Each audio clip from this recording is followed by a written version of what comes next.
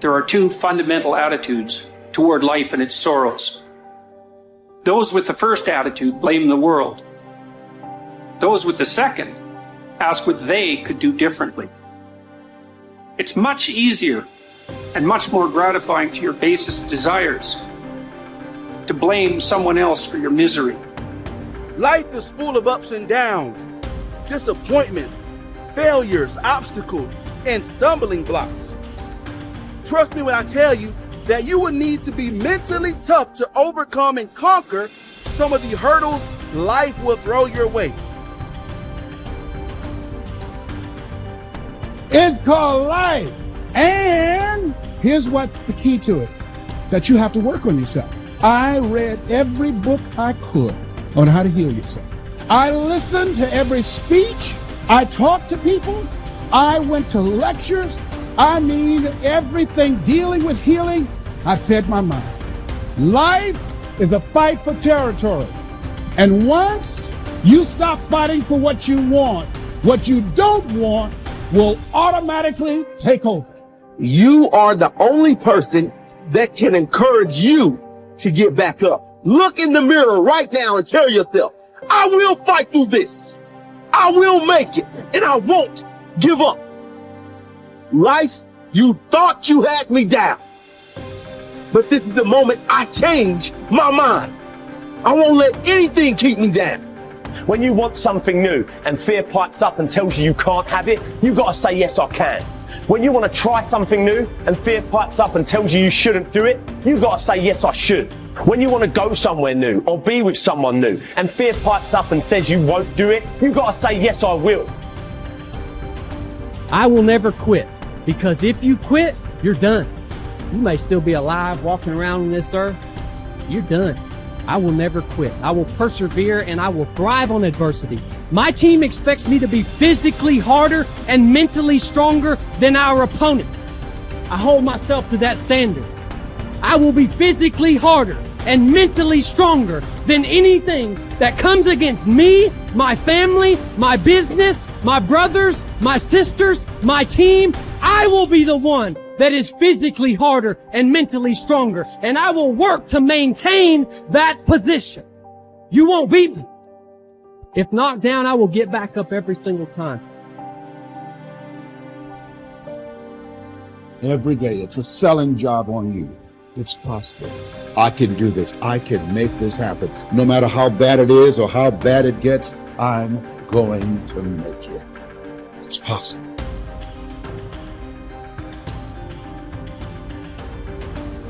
Yo, we all are great. We all should think that we're great. There's no reason for you to not think that you're great. If you don't think you're great, ask yourself why. Why don't you think the highest of yourself? When you do, people have no choice but to follow suit.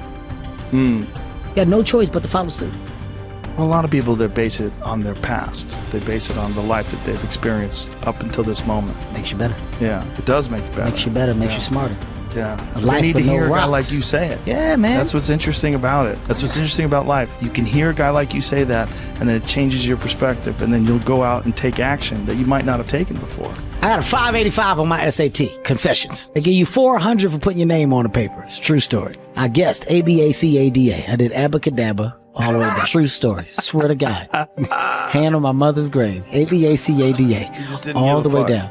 I didn't care because it was a class trip that same day. I wanted to go Great Adventure. I was told that not taking my SAT seriously would prohibit me from furthering myself. That's what I was told. At the moment, I said, maybe I should have applied myself. Maybe I should have did different. When I saw all my friends get their test scores back and they were ecstatic. 800s, 900s, 960s. Everybody's going to college. I felt like the biggest idiot in the world. The biggest idiot in the world. Because the same people that I went and rushed to go to Great Adventure with, they had taken the SAT the week before. They already got their work done. They did everything they were supposed to do. So that moment of fun was real fun for them. I was the only dumbass that didn't prioritize and take care of my shit. So I'm the only one going to community college. Everybody else off to Villanova, Temple University, Drexel University. God damn. I just got left behind. Why didn't y'all tell me that y'all did it the week before? How come y'all ain't tell me that we was serious about the college? Y'all ain't tell me y'all was trying to go to Temple or Drexel? Oh, wait. It's because my life isn't their life. They're focused on themselves. Wow, they're doing what they're supposed to do. Hey, Jack. Go sit by yourself and figure it out, because this is where you should be. Lesson learned. Any opportunity given should be taken serious from this point. Because if not, you can find yourself feeling just like this. I try to get down on myself at the moment. I learn from it. Now, if I gotta take a goddamn test, you best believe I'm studying for that test, because I don't want the feeling like I'm the guy that didn't prepare. Now I got a story to tell my kids about what it feels like to be the kid in class that didn't prepare, that's got the worst grade when they give all those grades back. But it's because of my experience. I don't look down on those moments. You take those moments, you make the best of them, because they're life lessons. It's that simple. You're saying it's positive, but it's really just simplicity that's real. It's real. It's real, and it's your life experience, and it's your life's lesson.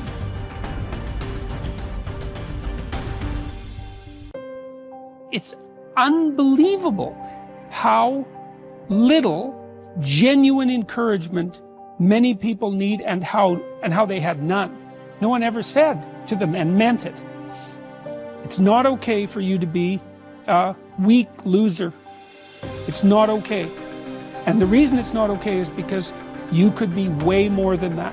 And it's a crime, an ethical crime, for you to allow all that necessary potential to go to waste. It hurts you, it hurts your family, it hurts the world. Really, really, it does. And people think, oh, okay, I get it. And they do get it, because they know. If you want to know something about yourself, sit on your bed one night and say to yourself, you got to mean this. Like, you got to be desperate. This is no game, this. It's like, my life is not everything I want it to be, and perhaps it's not everything that I need it to be. And by need, I mean my life is so unbearable that the suffering that's attendant upon that has made me nihilistic, cynical, bitter, resentful, homicidal, genocidal, unable to have a good relationship, prone to punish people for their virtues because of my jealousy, driving the proclivity to see evil everywhere except within my own heart. Like, these are problems, man. And you ask yourself, you sit on the bed and say, okay, man, I'm ready to learn something. Like, what's one thing I'm doing wrong that I know I'm doing wrong, that I could fix, that I would fix? It's like, you meditate on that, you'll get an answer. And it won't be one you want, but it'll be the necessary one. You know, and it's often something that will point you to small things. So Carl Jung said, people in the modern world don't see God because they don't look low enough. And so imagine you're in your messy bedroom, you know, and you're sitting on the edge of the bed trying to have an honest dialogue with yourself. And the little voice says, you know, it's pretty disgusting in here. And you think, well, I'm way above such trivial niceties as organizing my room. Well, that's pride. That's arrogance. If you're above organizing what's actually yours, how in the world are you ever going to organize anything else? And so you get on your knees and you think, well, it's time to, you know, take a brush to the toilet. And maybe that's where you start. And that works. Like, that works. You start making those micro improvements, like real micro improvements, real on the ground, actual micro improvements, the things you know that are wrong, you'll improve unbelievably rapidly. What's really interesting is self-value, real self-worth comes from doing hard things. We keep talking about self-love. We keep talking about loving yourself, believing in yourself. That happens naturally when you go through something difficult. Everyone who's listening right now, I guarantee you, has been through something difficult. Maybe they lost a friend. Maybe they've been through cancer. Maybe they lost their job and had to rebuild. Maybe they completely got destroyed during the pandemic and had to figure everything out with their health. The point is, we've all done hard things, and self-worth and self-value comes from recognizing the hardship you've been through and the growth that you made during that time. Now, if you're someone who's listening and saying, Jay, well, I'm not sure I've been through anything that challenging, well, that's your challenge.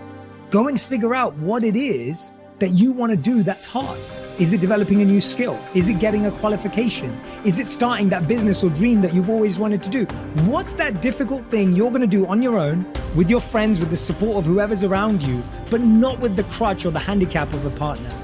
What are you going to build as a skill, as a tool, as a value yourself that's going to make you say, I've done something? And that's the beginning of it. The beginning is, I've done something and I did that and I can do that.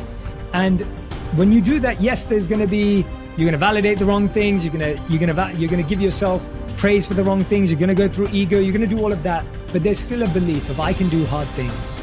I can do hard things by myself. And I know what value I bring to a relationship. Most people don't want to be really wealthy. What they do want is they don't want to have any financial concerns. If they want to buy a new suit, they can go and get one. If they want to take a trip, they can take the trip. If they want a new car, they can get the new car. They don't want to just run out and spend or buy. They don't want to have any financial concerns. 2, they want to wake up in the morning excited about how they're going to spend their day. And the 3rd, they want to mix with people who are upbeat and creatively productive. These are the 3 things that people really want.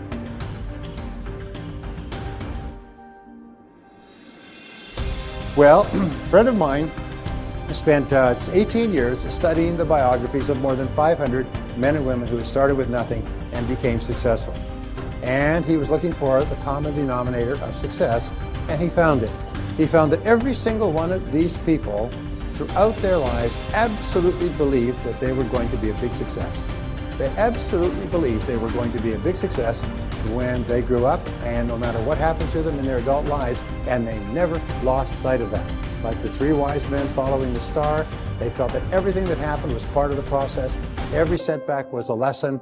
Every pain was something sent to teach them something that would be helpful, and they never stopped believing in themselves. So if you could buy one belief, the belief is this, is that you are destined to be a big success, that you have incredible potential, that you're surrounded by incredible opportunities, and that you're going to be a huge success in life, and everything that's happened up to now is part of your preparation.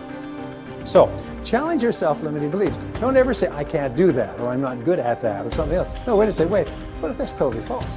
What if deep down inside of you have the ability to be extraordinary at something that's important to you?